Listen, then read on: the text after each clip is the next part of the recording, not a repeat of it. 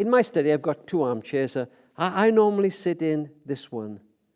But can you imagine that other armchair over there? Look, just to the left of the fireplace. In a moment, my 5 grandchildren, not as the little ones they are now, all 10 years old and younger, but in my mind's eye as grown men and women, are going to come in and sit in that armchair, and we're going to talk together about life, and you get the chance to listen in. Forgive me if I ever seem rude by addressing them. I'll make sure I come back to you. But first of all, let me show you my favorite photograph of them. There they are. Now there's that number 8 Harry, that's Katie and Paul's oldest son. And next to him, little Freddie, scrum half, that's Becky and Lloyd's son. And next to him, little prop forward Jackson, that's Katie and Paul's youngest son. And next to Jackson, Lily, Lloyd and Becky's oldest girl. And next to her, Evie. Oh, my Evie. Fasten your seatbelts when Evie comes in. But here's Harry. Gosh, Harry, 22 years old. Take a seat, Harry. Harry, I understand you've got a difficult person in your office giving you some hassle. I'm sorry about that, Harry. You know, we've all got difficult people in our lives, haven't we? They're in our colleges, they're in our universities, they're in our factories and offices. Almost everybody's got a difficult person in their life. You know, I'll bet even some of the people watching have got a difficult person in their life. Why don't you share the name of your difficult person with somebody? But be careful, you might be sat next to your difficult person. Harry, let me tell you a couple of things about difficult people. Number one, they're always with us.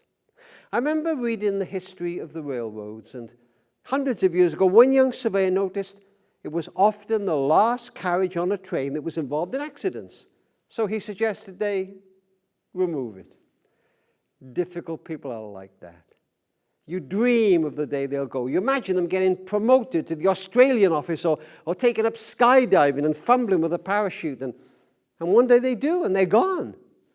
You know what happens? The second they go, others rise up to take their place, as though trained by the old ones. They're worse than the old ones. So number one, Harry, they're always with us. So number two, if you possibly can, learn to live with them. You might be difficult to them.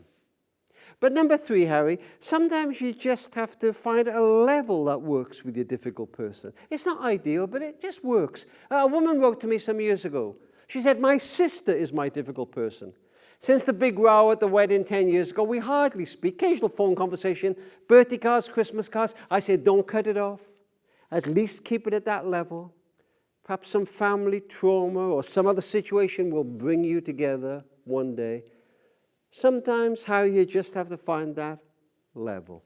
But number four, Harry, sometimes you have to limit your exposure to your difficult person. Don't be a martyr, Harry. Don't go on a holiday with your difficult person. But Harry, number five, sometimes your difficult person is so difficult. So very difficult. They will rob you of joy, of energy. And although jobs are hard to find, sometimes if you've got a really, really difficult person in your office life, sometimes, if possible, you have to move on. But Harry, I want to suggest a different strategy to you. You know, Harry, we all want other people to change. We might want a husband or wife to change. If only my friend was different. If only my boss was different. But normally you can't change somebody else. But because change is dynamic, if we change, often other people change as well. Let me tell you a story. It was a young woman, I suppose she was late 20s, and she was in a law practice in London.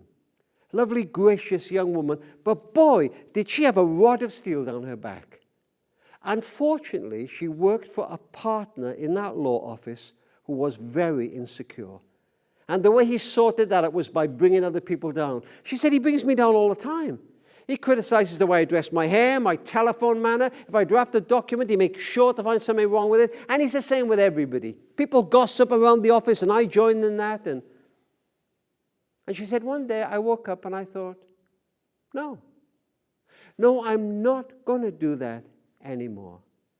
And she said, I stopped joining with the gossip group. Every job he gave me to do, I did it to the very best of my ability. And when he did something well, and I could do it sincerely, I praised him for it. You were great in court today, Jack. You know what, Harry? He'd never had that even from his own father. And week by week, and month by month, and down a couple of years, his attitude to her changed. In fact, she just about became the only friend he ever had.